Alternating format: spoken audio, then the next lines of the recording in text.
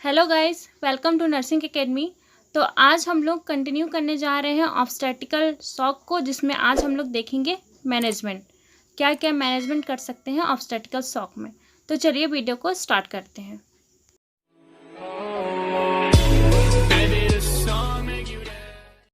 तो मैनेजमेंट में हम लोग के 3 पॉइंट को ज़रूर से ज़रूर ध्यान देना है। सबसे पहला पॉइंट है कि हम लोग को आइडेंटिफाई करना है कि कॉजेज़ क्या है, जो है ऑब्स्टेटिकल शॉक हो रहा है उसके कॉजेज़ क्या है, पहले उसको आइडेंटिफाई करेंगे, देन उसके अकॉर्डिंग फिर ट्रीटमेंट करेंगे।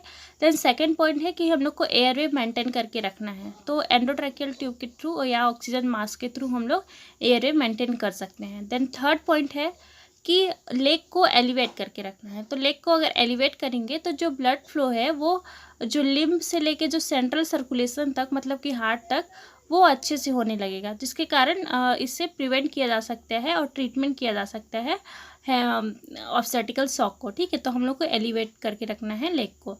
देन उसके बाद हम लोग और जो 2 से 3 इंट्रावेनस वे हम लोग को लगाना है, कैनुला लगाना है, ताकि अच्छे से फ्लूइड और ब्लड ट्रांसफ्यूज कर सकें। और अगर बॉडी में अगर किसी जगह अगर नहीं मिल रहा है वेंस, तो हम लोग को इंट्राफीमोरल कैनुलेशन करना पड़ता है। ठीक है, तो ये चीज़ हम लोग को ध्यान देना है। देन मेनली हम लोग को 3 चीज़ इसमें ट्रीटमेंट कर सकते हैं। तो पहला ट्रीटमेंट है कि restoration of the blood volume, क्योंकि यहाँ पे बहुत ज़्यादा हैमरेज हो रहा है, ब्लड वॉल्यूम लॉस हो रहा है, तो इसके लिए हम लोग को रीस्टोर करना पड़ेगा ब्लड वॉल्यूम को। तो इसके लिए हम लोग सबसे पहला पॉइंट देखेंगे कि ब्लड वॉल्यूम को रीस्टोर करने के लिए हम लोग क्या कर सकते हैं। तो सबसे पहला है ब्लड ट्रांसफ्यूजन करना है। तो ब्लड ट्रांसफ्यूजन में हम उसी ग्रुप का अगर नहीं मिल रहा है, मान लीजिए एक ग्रुप का पेशेंट है तो एक ग्रुप का नहीं मिल रहा है, तो हम ओ पॉजिटिव वाला भी उसको दे सकते हैं। तो ये लाइफ सेविंग डिवाइस है। ठीक है, देन सेकेंड पॉइंट है हमारा क्रिस्टलोइड सॉल्यूशन। तो क्रिस्टलोइड सॉल्यूशन में आता है जैसे रिंगल लैक्टेट, नॉर्मल सलाइन या ग्लूकोज 5%, ये सबको भी देना है, ताकि ये सर्कुलेशन में अच्छे से अमाउंट को, जो वॉल्यूम को अच्छे से इंक्रीज़ कर सके। ठीक है, अगर इसको एक्सेस अमाउंट में देंगे तो पल्मोनरी एडिमा भी हो सकता है। तो इसको भी ध्यान में रखना है कि सफिशिएंट अमाउंट में दे, ज़्यादा अमाउंट में ना दे। देन थर्ड पॉइंट है हमारा कॉलॉइड सॉल्यूशन। तो कॉलॉइड सॉल्यूशन में आता है डेक्सट्रेन 40 या डेक्सट्रेन 70 दे सकते हैं, प्लाज्मा प्रोटीन फ्रैक्शन दे सकते हैं, या फिर फ्रेश फ्रोजन प्लाज्मा दे सकते हैं। ठीक है, ये हमारा कॉलॉइड्स में आ गया। तो ये हमारा पहला पॉइंट कंप्लीट हुआ कि हम लोग को ब्लड वॉल्यूम को रीस्टोरेशन करना है, जिसमें हम 3 पॉइंट देखें कि ब्लड ट्रांसफ्यूजन करना है, कॉलॉइड सॉल्यूशन देना है, एंड कॉलॉइड क्रिस्टलॉइड सॉल्यूशन देना है। ठीक है, देन हम सेकेंड पॉइंट देखेंगे कि इसमें ड्रग थेरेपी देना है। तो ड्रग थेरेपी में हम पहला देखते हैं एनाल्जेसिक। तो एनाल्जेसिक में हम मॉर्फिन देंगे, जो जिसका जो डोज रहेगा वो 10 to 15 mg रहेगा। आईवी देना है, जो कि पेन को रिलीव करेगा, पेन से रिलीव करेगा।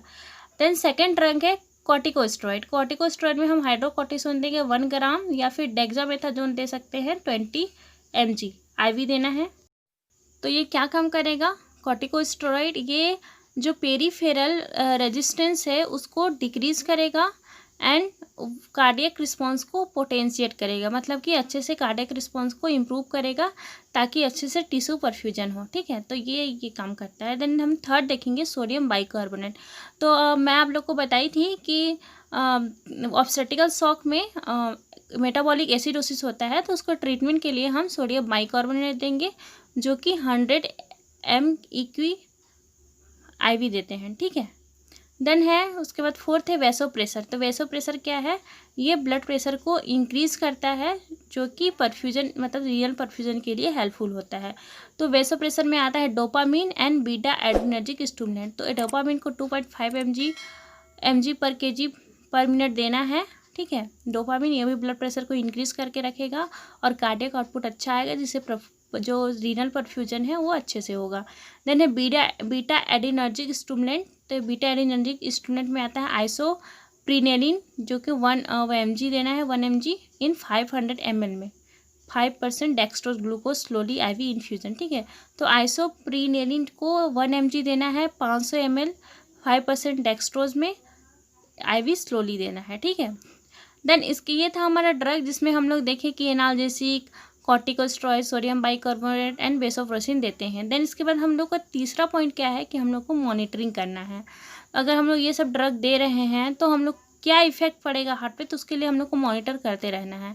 तो सबसे पहले हम मॉनिटर क्या करेंगे, सेंट्रल वेनस प्रेशर। तो सेंट्रल वेनस प्रेशर हम लोग को मेजर करना है। ठीक है, देन पल्स रेट मेजर करना है, देन ब्लड प्रेशर मेजर करना है एंड यूरिन आउटपुट भी देखना है। तो नॉर्मली जो रहता है 60 ml पर आवर के हिसाब से वो क्या रहता है, यूरिन आउटपुट होता है, तो वो नॉर्मल होना चाहिए।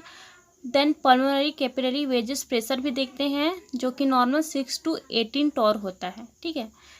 देन और क्या असेसमेंट करना है, मॉनिटर करना है, pallor, skin, cyanosis, air hunger तो नहीं है, स्वेटिंग तो नहीं हो रहा है, अनकॉन्शियसनेस तो नहीं है, तो ये सब भी हमको मॉनिटर करते रहना है। ये था हमारा मैनेजमेंट। हम लोग क्या क्या मैनेजमेंट कर सकते हैं, जिसमें हम लोग मेनली 3 चीज़ का हम लोग को ध्यान रखना है। पहला चीज़ क्या था कि ब्लड वॉल्यूम को रिस्टोर करना है, दूसरा हम लोग को मेडिसिन देना है, देन तीसरा क्या था, हम लोग को मॉनिटर करते रहना है।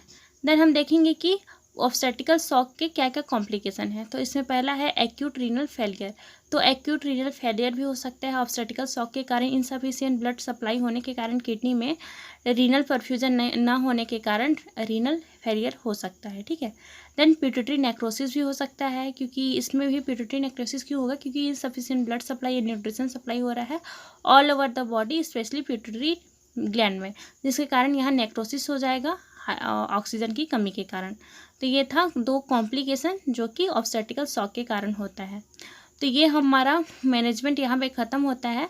अगर आज की वीडियो आप लोग को समझ में आई हो तो प्लीज़ लाइक कर दीजिएगा एंड सब्सक्राइब कर दीजिएगा। Thank you.